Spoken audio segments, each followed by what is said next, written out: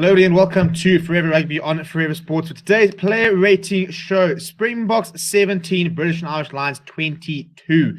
British and Irish Lions taking a 1-0 lead in the series.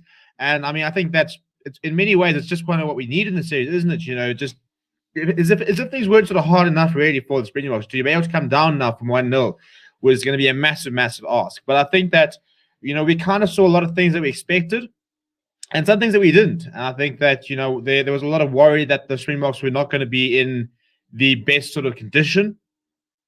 And they did sort of fade off. I think the frustration, I suppose, probably is many ways looking at the way that, for example, in the World Cup, the Springboks used to be able to bring on their bench and add to the team and sort of lift it. Whereas I think today, you know, the bench didn't make much of a difference. Well, I thought the British and Irish Lions bench made a much more of a difference. But that second up force from the British and Irish Lions, take nothing away from them. They were very, very good. Much better under the high ball. Discipline cost the box. You know, I mean, I'm seeing people blame the referee. I don't think he had a great game.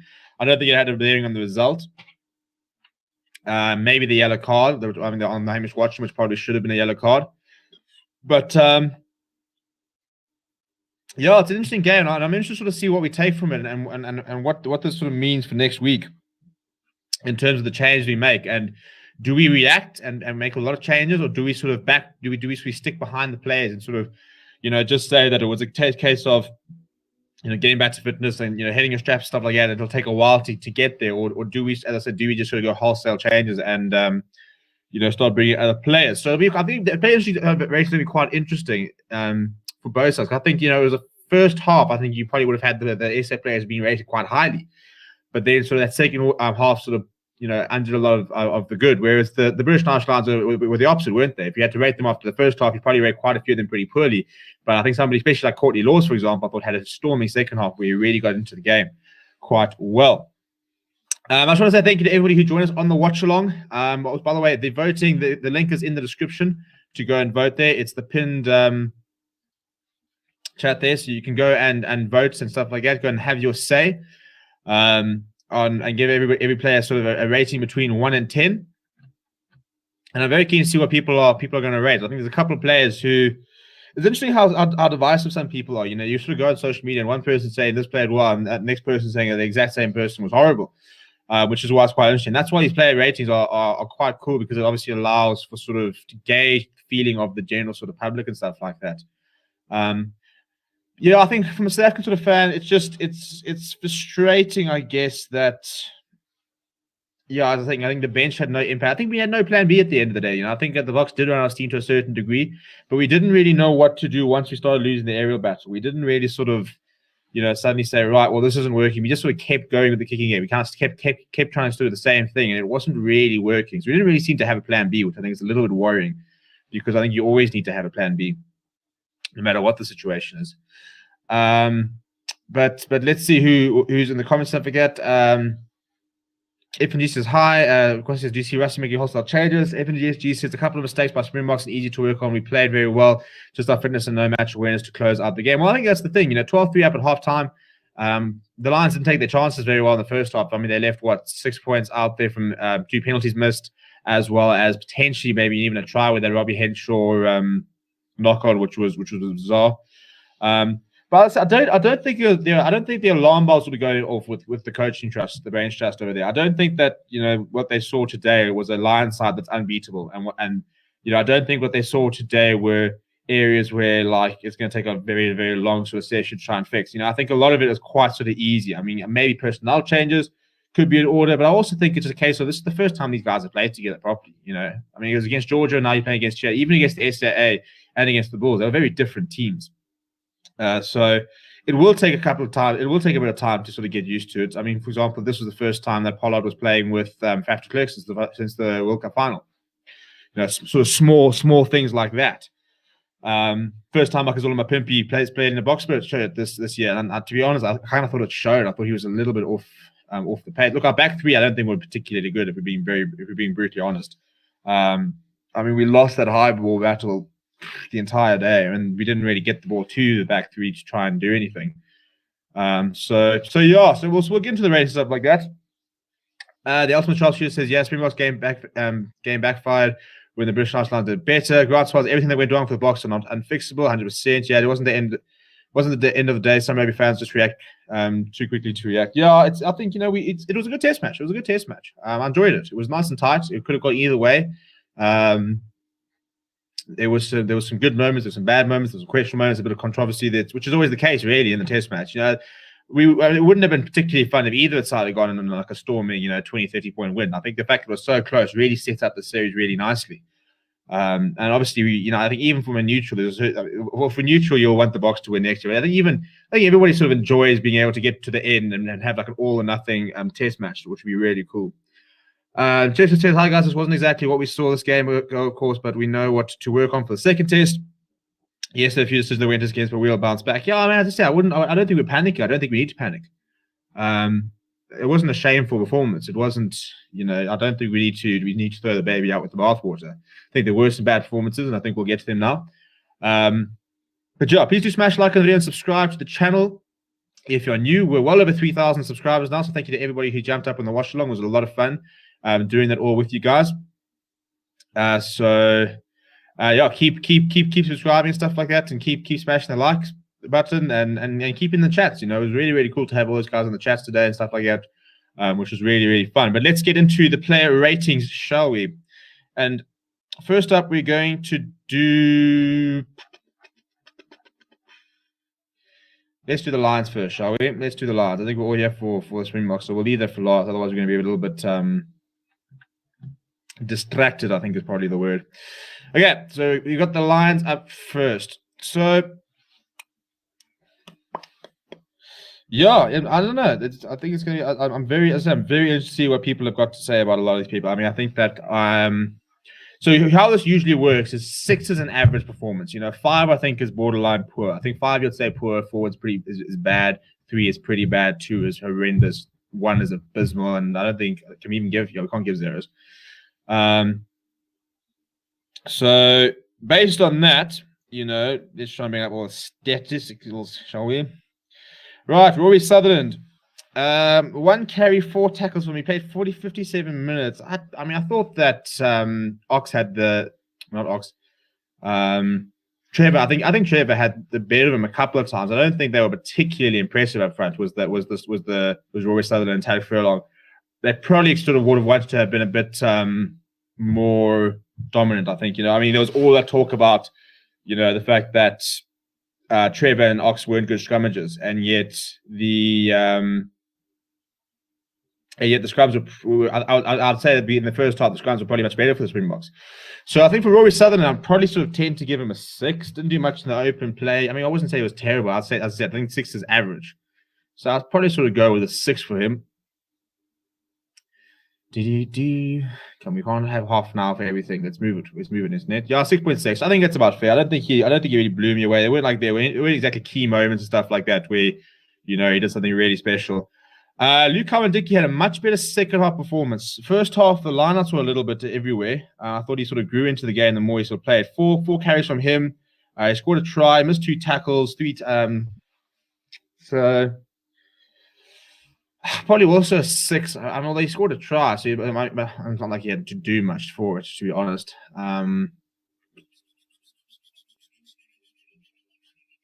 Yeah, the rule is generally you get an extra point for scoring a try. So I'll go with a 7 for Luke Cowan-Dickey. It took a while for him to get the lineouts working. And there were a couple of shocking lineouts. They really were, which were not good. So they'll need to go and fix that. FNTSG said, I think the try when the rule was in front of the kicker was a wrong decision by ref, and how did the ref not see Ox when Curry held him up? Yeah, I think that was frustrating. It was good to see when they kicked that, when they missed that, it was sort of felt a bit like justice. That try could have gone 50-50. I don't know. I couldn't make a call on it. The weird thing is they said that the on-field decision was a try. They then say they weren't sure, but they think. I'd like to have more certainty from the TMOs. You can't, as a TMO and ref, you can't be saying we're not sure, but we think, or it's not very clear. But we kind of edging towards. You've got to be precise. You've got to say it's very close, but my opinion is it's forward, or my opinion is backwards. You can't be sitting there and yeah. Tadek Furlong, I thought he struggled a little bit. I thought Oxenshare really, really gave him a good go. I think he grew into the game. I don't think he was on for that scrum penalty. But I mean, 4 carries, 5 tackles, didn't miss a tackle. I mean, they technically didn't concede a scrum penalty, I don't think. Did they concede one in the first half? All the 3 benches for the Boks were sus. What do you mean all 3 benches?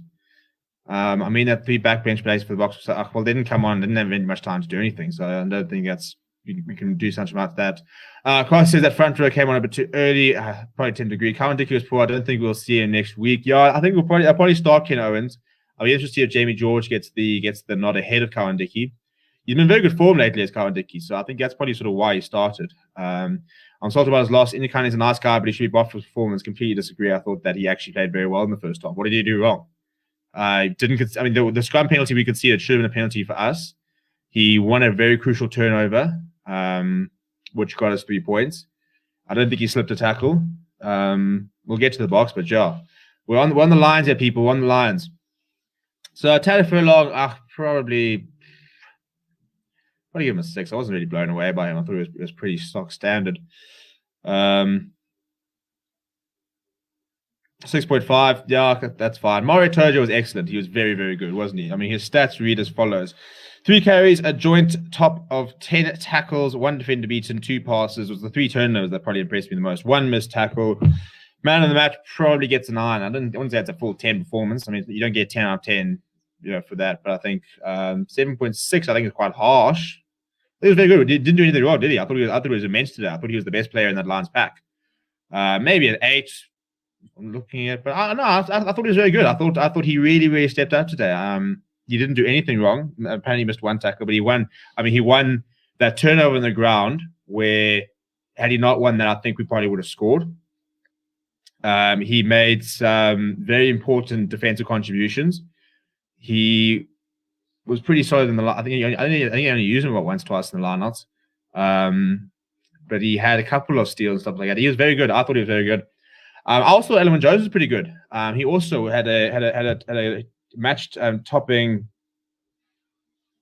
10 tackles. He also carried up 5 carries. Missed 1 tackle apparently. I mean, he played a full 80, Elwyn Jones, and did he look out of place? No, not at all. I thought it was very good. So I'll probably give him a 7. I thought it was pretty good today with Elwyn Jones. Didn't look off the pace. He was he was first there for a lot of the breakdowns. Cool, you guys are agreeing.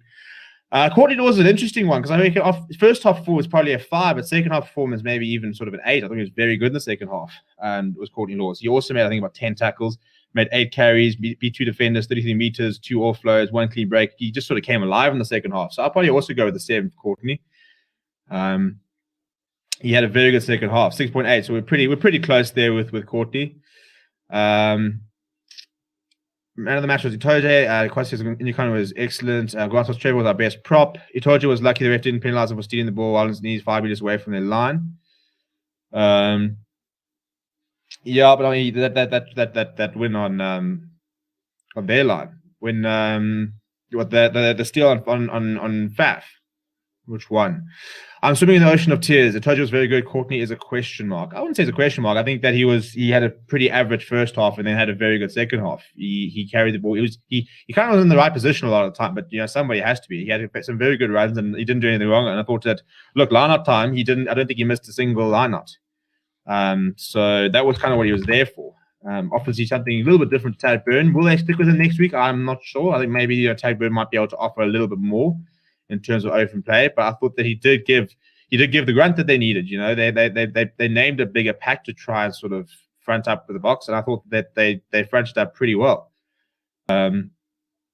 He was the second top carrier for the Lions, after Jack Conan, which I think says quite a lot. Didn't miss a tackle. For set plays, he won 6 of the lineouts. He was the main lineout thrower jumper, so yeah, that's fine. Didn't concede a single penalty. So yeah, I thought it was pretty good. Tom Curry, I thought was pretty poor. I'm probably sort of sitting on a 5 or 4 really. He conceded 6 points directly from penalties. One which was really, really stupid. I mean, his stats read okay. I think he made 7 tackles. He made 8 tackles according to Rugby Parts. Didn't miss a single one. 2 turnovers, 1. but he did concede 6 points. So I'll probably give him a 5, to be honest. 6.5. I think that's high for someone who, at the end of the first half, was probably the worst Lions player on the pitch. I think that hit against Faf de Klerk was poor, brainless, or even. He gave 2 more penalties. I think at one stage, the British and Irish Lions had given away 3 penalties, and he was responsible for all 3 of them. So he literally gave away all 3 of the first 3 penalties. So yeah, I don't think he was great. She didn't speak to the ref and haven't influenced as much in Edwin Jones. Yeah, Edwin Jones is a bit of a master there. Actually, Trevor was better than what I expected. He stands a chance of playing next week. I wouldn't drop him, to be honest. Springboks were shit. They'll be lucky they lose 3-0. Okay, that makes no sense. Guys, yeah, please hit that like button. Correct the steal by version of Faf. Tojo was clearly not supporting his weight. That whole sort of situation was a bit strange because, I mean, like, Siya Khaleesi wasn't even holding on the ball. So it was all a bit odd. I think initially I also thought that, but I think when you look at it, it's quite a sort of a normal orthodox steal. You see quite a lot these days. The carry we need is the one from Durban to win 6.5 carry generous, I think, as well. And he deserves a 2 for taking Colby out in the air in the touchline. Ref deserves -5. I don't think the ref was great. I don't think it was great for either side, to be fair. I also don't think he was the reason that we lost. I thought that we just didn't have a plan B. So Jack Conan, I thought Jack Conan was very good. He didn't, I mean, and as Warren Gatlin said in his post-match press conference, he just doesn't do anything wrong. 11 carries, 6 tackles, didn't miss a single tackle, 2 defenders beaten. According to Rugby Pass, no tackles missed. He made the most carries of any player across the entire field. Didn't give away a single penalty. Sorry, he gave away 1 penalty. So I thought he was pretty good with Jack Conan. So I'll probably go with a 7 for him. Very, very solid players, Jack Conan. I think maybe not sort of as influential as somebody like a Faletau could be, but he does everything that you need to do very, very well. Do you think match fitness came into play for the Boks? Yeah, I think it did to a certain degree. Probably not as much as we'd like to think. We were kind of just sort of played off the park. We kind of, we had that sort of 15-minute period where it all just went wrong. You can see 2 penalties in about 5 minutes. Kicking penalties, kickable penalties. Even let's be honest, even the try we scored was all very fortuitous. Even the try we almost scored was very fortuitous. So we kind of sort of, when we looked like we were going to score, it was all off mistakes from the British and Irish Lions. We didn't create anything today, which we don't tend to do often. We do play a very tight game, very sort of brute force, and it wasn't working. So I think we need a plan B, and I think we needed to go to a plan B sooner, and we didn't. Conan was stellar. I agree. Grant, he looked way out of place. Who are we talking about? I think we're talking about Carey. Yeah, I didn't think it was great. Next week we must experiment more with ball and hand, run at them a little more. Yeah, I think so. I'd like to see us, just keep the ball a little much. 40 kicks. It's a lot of kicking, especially when we're not winning that aerial battle. Like how much do you have to flog a dead horse before you realize it's not going to get up and run? Box dominated the physical battle, but alas, fitness caught up to us. Match fitness was an issue wouldn't make no changes other than as for on bench. Yeah, I don't think it's a bad shot. I don't think Rand Alstad brings much. Wynn Jones, Chris Harris, Faletau, hooker change, Liam Williams at 15, Adams all in. You lost for many reasons. Needs to be more expansive. Get the ball to Colby much more. Yeah, it's so frustrating, isn't it? When you've got Marcus Olema Pimpy, you've got Ches and Colby, even Lakanya Arman. When we didn't use them, we never ever used them. We didn't even. I can't even remember. I think we only had more than 6 phases, once or twice. The only time we keep ball in hand consistently is once we get to 22. Once we get to 22, we do not kick it. But before then, it's always kicking it away. And look, we won the World Cup, and we did keep it a little bit more in hand in the World Cup final, and that was sort of like our ace up the sleeve. But it's frustrating. It's a bit like Jose Mourinho football, isn't it? When it wins and it works, it's fine. You can tolerate it. But when you lose, you get very frustrated quite quickly because then you're thinking, but we're losing and we didn't play nicely and it looked horrible. And thank you so much for the donation, Kwasi. I really appreciate that. Katela says, "Spec, sure you brought back. He's going to let you win the box need." He was superb today in the Cheetahs game. He scored a phenomenal, probably one of the tries of the season. Do you think the Box would have won if Dwayne Firmino played instead of Quacker Smith? No, I don't think it's that easy. Did Quacker Smith lose the match? No. Did he have anything that was that? I think he gave away a couple. The problem is, and you look at it, I think he probably gave away a couple penalties. Yeah, he gave away the 3 penalties, but that's his role. He's always, if Marco van Staden played, he would have probably topped the penalty count. It's the same as Tom Curry's going to top the penalty count. Anyone that's operating as a fetcher in and around that breakdown will be your sort of big penalty person. That's just kind of comes with the role. I felt a little bit sorry about Qualker Smith because I think a lot of the bad things we saw of him was when he was cleaning up other people's mess. How often was he under pressure because an aerial kick was poorly fielded and suddenly he had to run back and then he sort of got stormed and stuff like that. You think of those sort of moments, which is, you would like him to do better, but should he be in that position? No, he shouldn't. We take bloody kicks. We were so bad in the air that we put a lot of people under a lot of unnecessary pressure. The last 2 minutes we were played with a lot of intent by the box. Would have been nice if we switched at the modem around the 60-minute mark and it was clear the game plan wasn't working. I think if you look at our back line, we had the reserves in the back line, and I'm interested to see what we give them because I don't think you can even rate Herschel and Alton. They weren't on the field. Even Damien, you can't really rate because they were hardly on the field. But if you've got those sort of players, you need something to change. Something isn't working. I don't know why you don't put them on a bit sooner. It's frustrating when you just don't. When you've got players who could be a plan B, then you don't use it. Lions bench is far superior. Box would have won if the ref was neutral. No, I don't think we lost because of the ref. Our scrums and mauls won that World Cup. We didn't have any dominance in those area states. A bit like the Bulls game as well, where we didn't really have that dominance. I'm not mad about game plan. It worked well. I think our fitness was the biggest issue. Boohoo, big nasty clearness, beating us in an arm wrestle. I agree with the ultimate sharpshooter. Esperance guys, the ref factors also, we know the second half was not good. As I said, I don't think a different ref when we win that match, to be honest. Did we deserve to win that match? They missed 6 points in the first half, which if they had kicked, they would have had a 3-point advantage. They probably should have scored in that Robbie Henshaw moment where he completely stuffed it up. And when we did score, we kind of scored quite lucky tries, it was a nice Faf de Klerk was a nice one, but even then it was a bad pass by Pollard, which managed to sort of turn into a decent counterattack. Even the Billy Rudy try, which was ruled out, was quite, was a nice sort of bounce to the ball. It wasn't like we were sitting there with a nice backline move or anything like that. We just don't do that, do we? Gatlin chat about TMO, the Lions 7 points. Even that video one, I was so 50-50 myself. I do think that chat probably influenced the yellow card call, and we'll talk about it as well. Marcel Couture should be called up. Marcel at 8 and Kwak at 6. Yeah, absolutely nothing. Terrible captain player. Willems at 15 is much better under the high ball. Out of all players to single out, I really don't think Sia was that bad today. So, 11 tackles. I think he made the most tackles in the South African team, which is what his main role is. So, yeah, I don't think it's that hectic. Fitness was a big difference. Vic says I gave Williamson an A just for the last minute catch. Yeah, that was a bit of a bit of magic in that one. Lions first try was suspect, looked like a clear knock to me. Box should have had a new bench. 21 Reinach, Mornay Stay and France down on Creole. I don't think that changes the game though when they come on. If you're chasing a game in that sort of situation, they don't do anything really other than they've got to kick on them.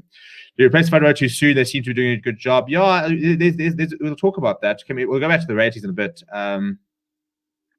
Really had a great first half. I don't understand why you have Alton Hirsch on the bench and then have them play off 9.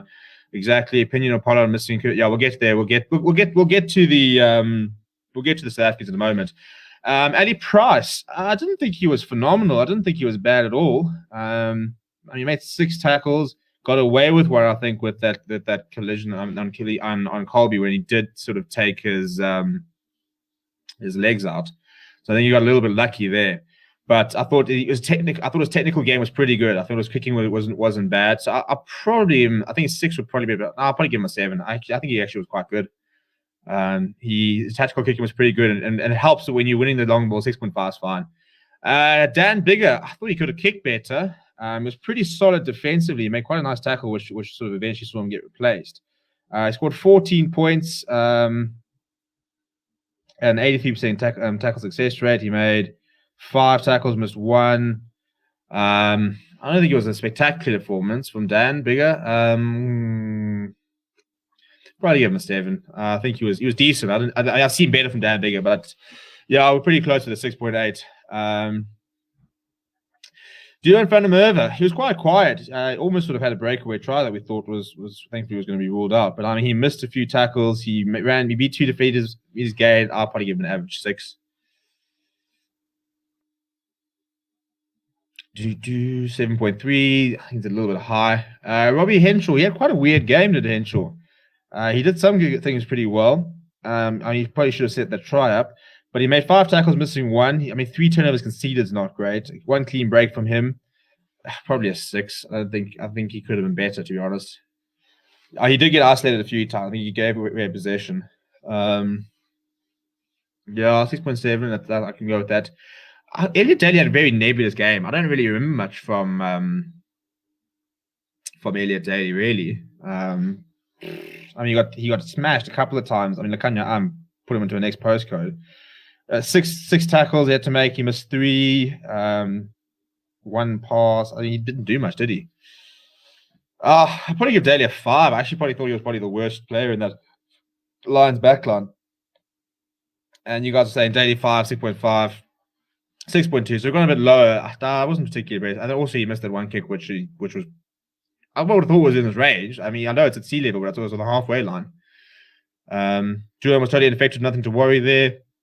So were our wings. If we're going to be very brutally honest. Anthony Watson also wasn't particularly effective.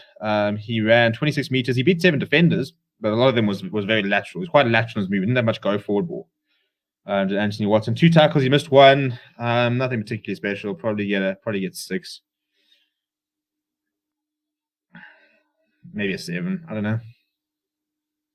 6.8. Yeah, I wouldn't have minded going with a 7 there. I think that probably could have been quite fair. Stuart Hogg. I mean, that tackle on Mapimpi was blooming good, by the way. I mean, I know that they score, but I mean, to hold him up like that, he's just so calm as Stuart Hogg. You know, he's never flustered in the situation. So I thought he was very, very good. Probably the best backline player, I think, if we're being very honest. Though he's pretty good under the high ball. I'm sort of leaning between a 7 and an 8. I'll probably go with a 7. I don't think he was sublime. Listen, like 8's a good score. Hey, 8's a good score. 7.5, yeah, I can agree with that. I think that's pretty spot on.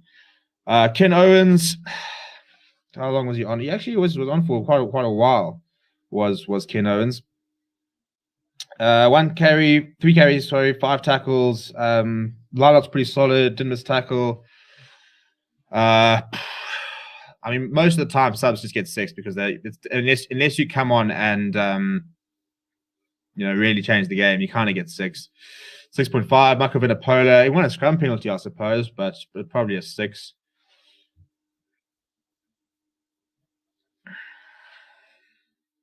6.8. Carl Sinclair. Vinapola was probably better than Carl Sinclair, to be honest. But Carl Sinclair also wasn't on for particularly long. I mean, Tad Burns also getting a solid 6. He was on for about, 5 10 minutes, if that. 8 minutes. So 8 minutes, he made 2 tackles. What are you supposed to rate him on there? I mean, give him a break. Kid Owens is great after taking the ball to the face. That was probably my moment of the match, to be honest. Esse was robbed. Not really. Vinapola 8 got revenge. I mean, it's like 1 scrum penalty. I think it's a long way to go before you get revenge. Lions lucky could have got either way. Box great attack and pressure defense. Winning their last kick, some off the mental difference. Lions need brute hunger for remaining tests. What are your thoughts on Hamish Washington tackle and LaRue? Thought it was yellow? Sure, 100%. Definitely thought it was a yellow. Laws outstanding, Daly not good. Would prefer Josh Adams for the Merva next match. Surprise Bok kicked too much when it wasn't working well. What do you reckon? No forward pass to Villy. Marco 7, immovable on the scrum. Watson 1, deserves a red. Our kicking game was poor along with the chase. That's why it lost us again. Not any play in particular. Yeah, it was really, really bad. I'll kick chase. Who was the referee and TMO? The ref was Nick Berry and the TMO was Maurice Yonker. Hamish Watson should have got a yellow card. So I'm giving you a 3, mate. Actually, apart from that, I think if he carried the ball up decently and he 6.6. That's just a bit of a personal guy because I think he should have been in the sin bin. And let's be honest, he played for 24 minutes, of which he should have been all for 10 with him. So, therefore, I'm giving you a low score. Conor Murray. Conor Murray, wasn't he? He made his tackles. It wasn't on particularly long. It was on for 18 minutes. Probably give him a 6. I'll probably give all the back 3 of the 6. I mean, Liam Williams, you hardly saw him. There's 10 minutes. So yeah, I'll make it quick. We'll go 6-6-6. I reckon on these last three. You can go Owen Farrell's 5.3. Obviously, somebody doesn't like him. Hamish Robinson was not great tackle back and should have got a yellow for. Yeah, that's what I'm saying. But I think, you know, if he got in his yellow, he probably wouldn't have had the stats that got in there. But 6.3, and then Liam Williams, I'll also give a 6. Wasn't on for very long. Murray 5. Laws was good, but the difference in fitness really showed in the second. Alun Jones, and he told you we're 80-minute machines. Yeah, Alun Jones, you've got to be impressive with what Alun Jones did today. He told you his final grab of the ball in 80 minutes was illegal. In my opinion, he was lying on the ground when he grabbed it, and the hog kicked out to the end. I just think he's, you know, we need to protect the ball bloody in contact. If you look to play, it's a yellow. If it was any other ref, yeah, I think it definitely should have been a yellow. I don't see how you can justify it not being a yellow. You know, he picked him up past the horizontal, drove him towards the ground. It's a yellow every day, in my humble opinion. But unfortunately, my humble opinion, it does not matter. Right, the Springboks. Now we can sort of get into this. Now we can debate a bit. Now we can argue and stuff. The front row, I think here Oxenchair and Trevor Nyakane were very, very good. I think that you couldn't have, what more could they have done for you, really? They were asked to go. I mean, I don't even think they were asked to dominate. I think they were asked to go and just try and I think they were on to just try and basically hold that scrum. Really, they just had to hold it. And they did more than that. I thought they outscrummed the Rory Sutherland and Taylor Furlong. And I think Oxenchair, I mean, I'm almost tempted to give him an A, because I tell you what, he was up against, and I rate Taylor Furlong as probably one of the best tight heads in the world. Like, genuinely, one of the best tight heads in the world. And I thought Oxenchair had him for all money. He made all his tackles. He made 2 carries. He beat 2 defenders. I can't give a 7.5. I think he was. I mean, yeah, I'll probably give him a. I'd like to be able to go to 7.5. What do we reckon? Oxie's a 7 for me, 7.5 for the front 3. Yeah, we can talk about turnovers. Ox was great for a long 8 for me. Bias scoring. Well, it's not really biased when it's everybody doing it, is it? It's not like it's just me. So what I put in, that's not what I choose. What everybody's shown is a summary. I like this. Remember when Rugby wasn't so stressful before TMO and complicated rules? Fat Clerk was my man of the match. I wouldn't go man of the match. He wasn't bad. I wouldn't go man of the match. Entire front row deserves A+ for that performance. It's sad seeing the world champions losing their first outing. Technically, it's our second outing. If you're talking about since the World Cup, yeah, I'll give an 8 to Ox. I think he was. You know what? We were 12-3 at half time. We had done nothing. They had done nothing wrong. Yeah, I'm giving 8 to Ox. I'm giving 8 to Bongi, and I'm going to give 8 to Trevor. I thought that starting front row were really, really good. 7.3. Yeah, I think Bongi was probably the worst of the 3, and then Trevor as well. And you know what? So many people were after Trevor. So many people were, you know, oh, he's terrible. Why is he starting? You know, quotes. What? Are you cooked in the head? 3 carries, 5 tackles, a turnover win, which we then kicked over and got points. What did Trevor and Nyakane do wrong? Like, literally, not a single penalty conceded. No missed tackles. Made 3 carries, including a clean break. Was very solid in the defense. This is cooked. 6.3. I mean, when you went off, it was 12-3 at half time, and I think if you look at all of it, you know, their more wasn't really working in the first half. Our front row was working. As I said, a lot of people are saying that, ironically, the front row, which shouldn't have started, now everyone's saying should have stayed on. I thought Trevor, on the back of last week when he was out scrammed and under so much pressure, I thought he rallied brilliantly. I think that's very, very harsh. I think that's the worst rating of the lot. Yeah, people on drugs. Trevor 6.3. Bring Colby more in the game. Where was Mornstead? Youngster looks like a soccer player. I don't know what that even means, to be honest. Yeah, I mean, Mornstead would have done a lot today, really, because he would have also come on for 10 minutes and fielded 1 high ball, made 1 tackle, and done a kickoff. Would have made lots of difference today. If you're not going to use players, you can't really rate them. Evan Etzebeth. I mean, he gave away the tackle, which they then scored from, which I thought was a little bit harsh. I think when he hit the person, it wasn't that high. He kind of rode up. But Etzebeth made 4 carries, 13 tackles, 3 missed tackles, 2 turnovers, 1. I wasn't blown away by Etzebeth. I think him and Moster were quite quiet. I thought they were all right in the first half. He's getting around the park with. I mean, as I said, it's hard to say he was a bit quiet, and then you got 13 tackles. Which I think is more than anybody else in his defense. Yeah, he was our best tackler as Evan Etzebeth, and he won a turnover. So I'll go with a 7 for Evan. You know what it is? We've got very high standards for Etzebeth, don't we? I wouldn't say he enforced today, but he was very solid. He put in some big tackles. We're soon going to be yelling Ox when he carries the ball, just like we yelled Beast. I hope so. I think Ox. I was very impressed with Ox. I think he rose to the occasion. Him and Trevor rose to the occasion today. Franco Moster, good old Sos. My only gripe with him, who apparently made 15 tackles here, so this is very different to what Rugby Pass has him, making 7, it's a double, is I think that when Itoje won the ball on the ground, when Faf was there, which I don't understand why it was holding on when it was just two people both holding the ball on the ground. It's a bit strange. Is that maybe he should have been the one cleaning out Itoje in the first place. It's probably my only gripe with him. But I mean, I tell you what you get with Moster, you just get consistency. He works week in, week out. Doesn't really slip tackles too much. He's very reliable. Probably not his best game, so I'll probably go to 7. Apparently made 15 tackles here, so I think this was probably wrong. But even if it's somewhere in between, there's quite a few tackles. Yeah, our locks weren't bad. Siak Lisi. He made 4 carries. He made 11 tackles. I think that I probably would have liked to have seen him be a little. I think I probably would have liked to have seen him be a little bit more vocal. I think that we've got a very interesting strategy when it comes to the referees and stuff like that, and we manage them quite differently to other people, which has helped in the past. But I mean, I don't think he did much wrong, to be honest. I think the frustrating thing was just watching us do the same things all the time and sort of expect. I mean, that's the definition of insanity, isn't it? Doing the same thing over and over again. Expecting a different result. I don't think it was bad. I wouldn't walk off the field saying I'm going to give him a 6 because they think he probably could have been a bit brighter. 6.5 is fine. I'm happy with the 6.5. Yeah, I think he was all right. He was all right. Nothing special. Nothing great. Peace left to Toy. Yes, well, I mean, he had that great run, which helped us. He had 14 tackles, missed 4 tackles, though, apparently. 3 defenders beaten in his run. I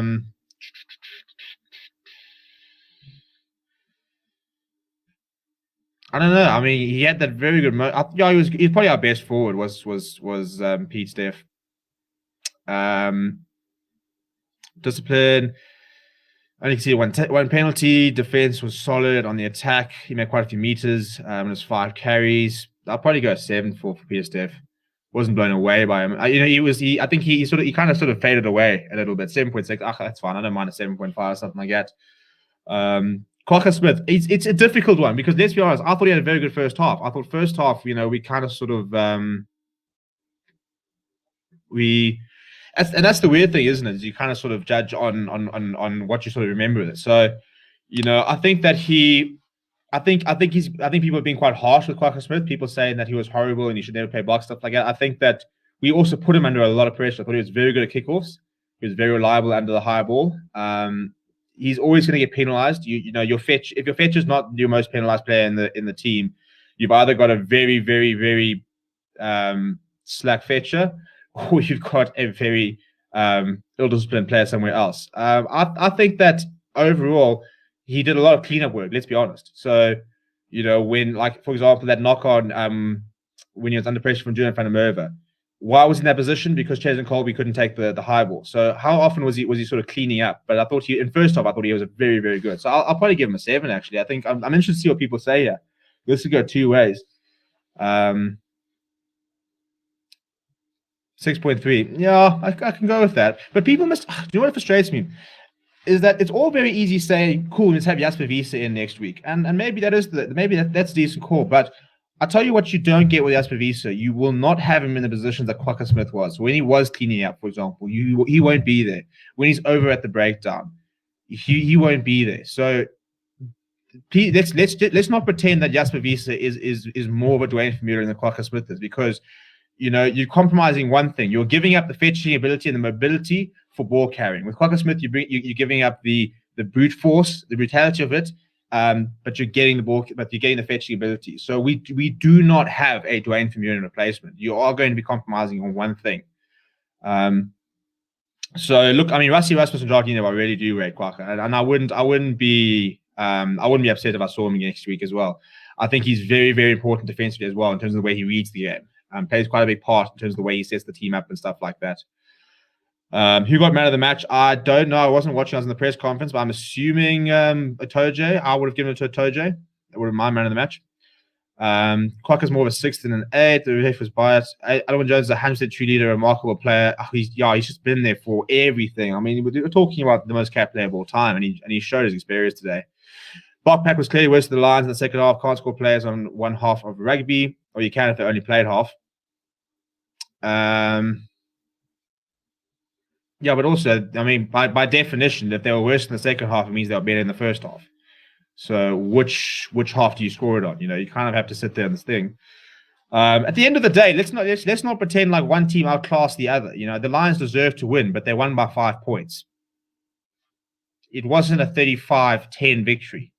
So I don't think it's I don't think if you go like for like player, I mean, I don't think Courtney Laws is probably not like 3 or 4 points higher than Siya Kolisi. Was he better? Yes. Was he like streaks better? Why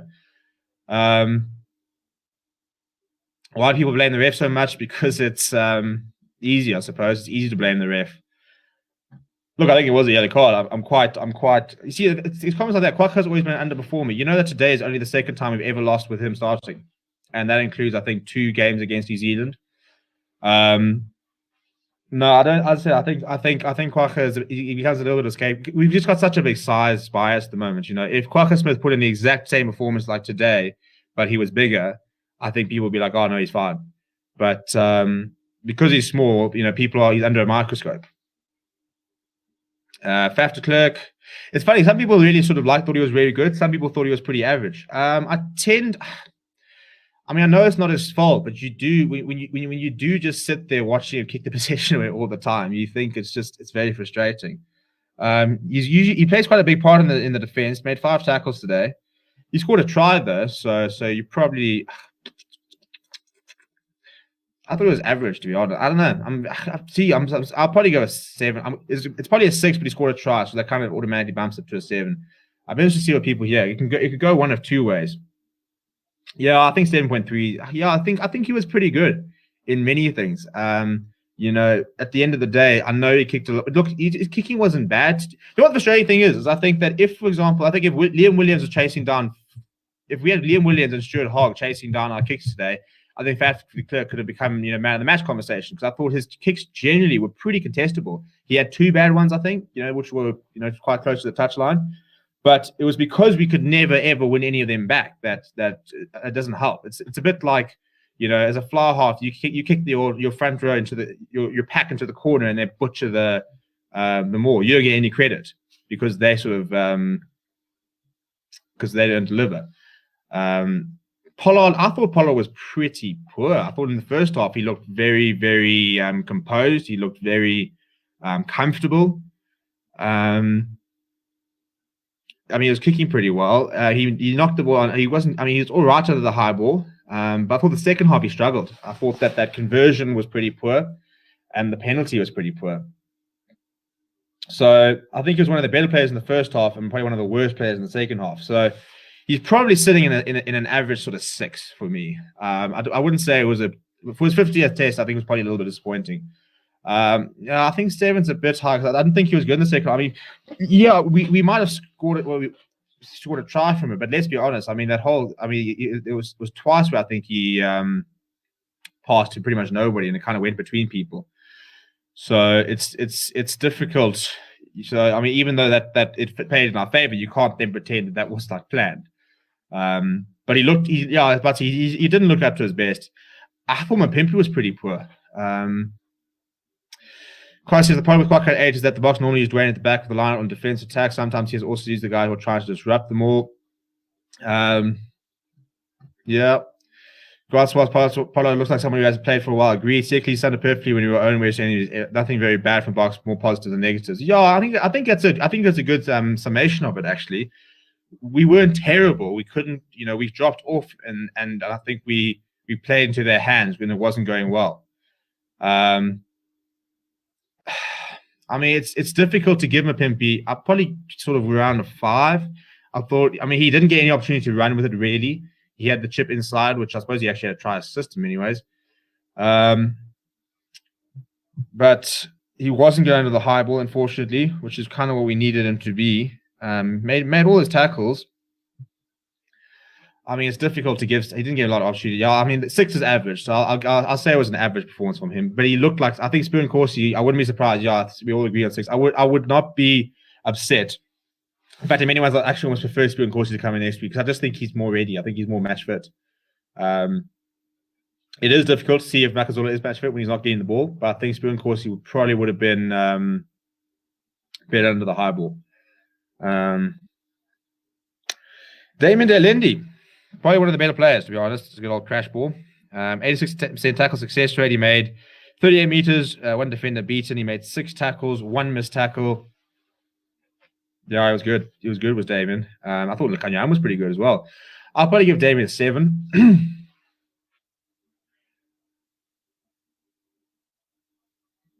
7.3, that's fine. And I thought Lakanyam was pretty good. I'll give him a 7 as well. I think Lakanyam defensively is I mean, he smacked blooming Elliot Daly back to Johannesburg, so you might have to isolate. Yeah, I actually don't mind going a bit higher for Lakanyam. He was actually very good today. He's probably one of the best number 13s in the world. He's just very classy. 1 clean break, 2 missed tackles, apparently 4 tackles there. Yeah, he's such a composed player, Lakanyam. We were very lucky to have him. He's exactly what you want in an outside center. I don't think Chesney had a good game, if we're being brutally honest here. I think that we should have had a penalty on him when he got taken out in the air. But if you look at him, he made 3 tackles, 3 turnovers won, but 3 turnovers conceded, 30 meters. It's different. He's a bit like a Pimpy, isn't it? Because he didn't get a lot of chance to get the ball. Which then means that their sole role was to contest under the high ball, and he didn't contest particularly well. So I'm going to give him a 6 because I think our back 3 were all pretty poor with kick chases in terms of the way that they. I don't agree with 7.5. I don't. I mean, let's be honest. What I know he didn't get a lot of ball, but that's the thing. So what did he do? What did he? I know we've got high expectations for him, as Brian says, but the reason that our kicking game, we were so bad under the high ball. And who is under the high ball? Your back 3 and your fly half. So, in case you just come off. So, Mapimpi, and Willie LaRue were all part of that sort of problem in the second half where we couldn't win anything under the high ball. Couldn't really catch a cold. Couldn't catch COVID out there. So, I don't agree with 7.5. I don't think he was great. I thought Willie LaRue, he struggled a little bit under the high ball. He's much he missed 3 tackles and made 1. So that's not a great read. But I do think we miss him when we go out. He's a very important player. I'll probably give him a 6 as well. I think that, although actually maybe a 7.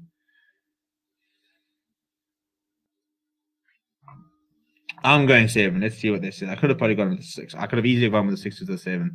5.8. Yeah, I probably should have gone with a 6. I think that he also struggled a little bit under the high ball. Having said that, he made a couple of good takes under the high ball, a couple of pressure ones. There's a very good point. He made a very nice cover tackle. The bench. Right. Well, this front row was supposed to come on and change the game for us. And I think when people were saying we don't have impact players, they were supposed to be the impact players, and they really, really weren't. Malcolm Marks, they all had 1.5, 2 carries, 11 tackles, didn't miss a single tackle. I think he was probably the best of those 3, because at least he was pretty solid defensively. Malcolm Marks, 8 tackles in 40 minutes. Didn't win a turnover. Did he concede a penalty? No. I thought Malcolm Marks was fairly solid. I think that the scrum, it's always difficult to judge the hooker based on what's going on in the scrums. But I'll probably give him a 6, and I'm going to give Stephen Kitsoff and Francois Herbert worse, to be honest. Because I thought that they were very poor. We just needed we expect 6.8. Yeah, it's fine. He was better than the other two. He was better than the other two. But these two, I think, were probably the disappointments of the night, to be very honest. All that talk about, that Trevor and Oxford there as transformation targets and stuff like that, and they completely outshone these two. I thought Francois Herbert looked very off the pace. I mean, he's there to scrum, isn't he? And didn't do that. In fact, he just didn't see the scrum penalty. So I'm going to go with a 3 for France. 5.3, I think, is pretty high, and I think Stephen Kitsoff, I'm almost tempted to go to the other one because it's sort of similar. What did they do? They came on and look at Stephen Kitsoff made some tackles, so I'll give him probably a 4. But at the end of the day, we needed them to come on and be good at the scrums, and they weren't. That was sort of the key thing that they're supposed to be doing.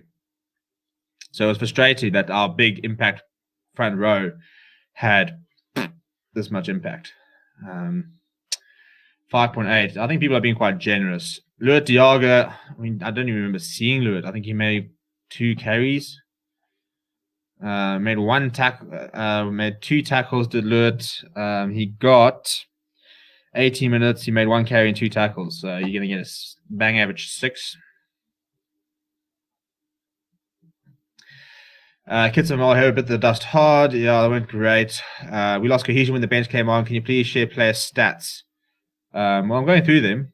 Can't show you what they looked like, but yeah. Ryan Elstad. Well, I mean, without being that guy, he did lose the ball when we were playing 2 carries in 80 minutes, not a single tackle. 5. Can't be coming on and not making a tackle. We're not. We expect more from you. 5.7. Yeah, okay, whatever.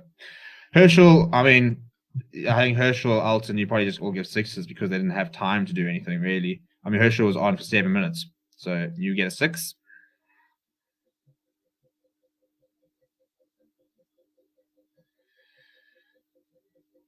And you get a 6 as well. That's not even like based on what.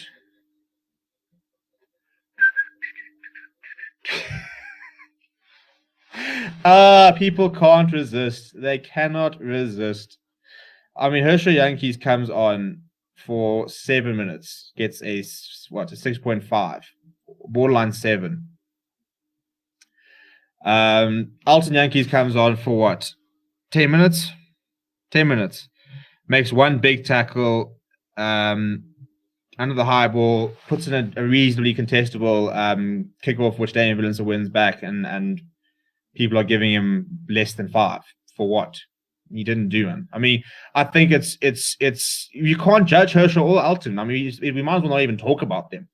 You can't do anything in 10 minutes when you're coming on in a situation where you've got your pack is not dominating. Your guys are tired. They literally. I think they should have come on sooner. I think at 60 minutes we probably should have put those guys on and said, "Listen, things aren't going well. We're going to need you to try and spark something." You get a 6 when you come on that late because you don't have time. But it beggars belief. I mean, as I said, somebody said Mornay Stain should have played. What would have Mornay Stain done? Genuinely, well, what would he have done? Would he have made the big tackle he made? Would he have caught the high ball? Would he have put in the kickoff? 3 things. He did 3 things. All he could do in the 10 minutes he had. What is the point of giving him a 4? Why? Like, it's an agenda. That's a frustrating thing. I mean, if he has a bad game, he has a bad game, but he didn't do anything. He's on for 10 minutes, people. Herschel Young was on for 7 minutes. Damian Willemse was also barely on. He also gets a 6. They weren't on for long enough to rate, people. That's how it works. I should almost put a disclosure, 6.5. I mean, that's what I'm saying. That's fine. That's fine. That's an agenda. Makes me laugh. Makes me laugh. I mean, Willemse could have almost got a 7 just from that intercept, to be honest. But as I said, I think it's difficult to give anybody anything from 14 minutes. 2 kicks from hand. One of them was all right. The other one wasn't great. Very good kick-off chase. So, look, if he had scored from that, I would have given him bloody 10. But, yeah, so that was it, really. I think that they weren't bad performances. As I said, I don't think we played badly. It just wasn't working, and we weren't willing to change things up and try and move to something which we knew probably would have worked a bit better. And I think that's just the frustrating thing. Is I think if we I mean, like, I'm glad that the British and Irish Lions fans are so thrilled, but I mean, I don't think we got played off the park. It wasn't a thrashing. Somebody said, somebody on this live stream said, "Oh yeah, you said it was gonna be 3-0 Boks." I've never ever said it was gonna be 3-0 to the Boks. Actually, I don't even think I gave a prediction for the series. I think I said 2-1 maybe, because I think that it's going to be an unbelievable. I think it's going to be a very tight series. And then you get comments like this, who says BE front row, who are the best front row in the park. So congratulations, you got outplayed by your BE front row. I mean, Stuart Bishop, that's just stupid. Like, what is there to say? They outplayed you in the first run. So they were probably, that's it. I think that front row was the best front row in the park. They were better than Luke and Dickey. They were better than Tad Furlong. They were better than Rory Sutherland. They were better than Vinipola and Sinclair and Ken Owens when they came on. Those three were the best front row. There were 4 front rows on display, and they were the best ones. So, yeah, I mean, I'm hiding your stuff because it's just dumb. Don't come here with stupidity.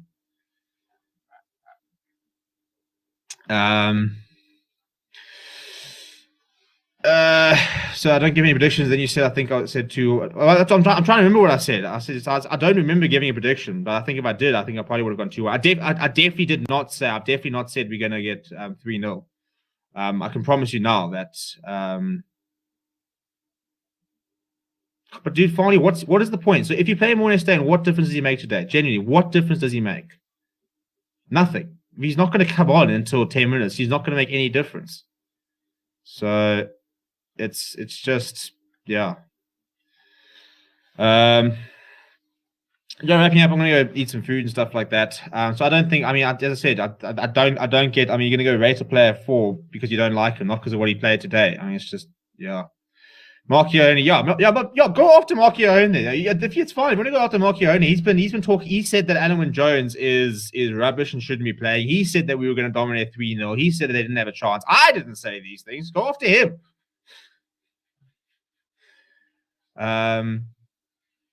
Lions luck 10 Boks, luck 5. Lions no die attitude 5 Boks attitude 9. It is a DNA more relief than thrill as a Lions supporter. Lions need that attitude as a 3-test competition. The Lions are good today. And you know what frustrates me? Why can't we just say that it was a good game? Why can't we just enjoy it? Why can't we say that it was 2 teams that were pretty good, and on the day one team got better and the other team didn't? I think that's what it was. I'm not going to lose sleep over this performance. You win some, you lose some. Today we lost. We didn't get outplayed. We didn't get smashed. We didn't get annihilated. It's not quite, Wellington 57-0. I'm going to go burn my Bok jersey. It's just, it was a good game. What did you rate the forwards? You can go through. I mean, you can look back on the stream and look at all the stuff like that. I'm not going to look at all of them now. Jan Goosen maybe for after the tour. No, he needs to go play some Currie Cup first. We'll see. We'll be back next week for the next test. In terms of live shows, we won't be live again until Tuesday. But we'll be doing a 5 things learned, and we'll also be doing a combined 15, which will get a little bit tasty. So yeah, we'll be doing a combined 15 in the next couple of days. You're going to be doing 5 things learned from this test. We'll have the press conferences up on the channel as quick as you can. So those will hopefully try and be up tonight. But yeah, thank you very much to everybody for a fantastic stream earlier, for a fantastic stream now. It's always a pleasure being with you guys. Thank you for the really good chat, stuff like that. Please continue to subscribe. Please continue to smash that like button. We'll do some more analysis and talk about what we want to do in the coming week in a bit later. But for now, I'm going to go and have some dinner and clock off for the evening. So thank you very much and have a very good rest of the weekend.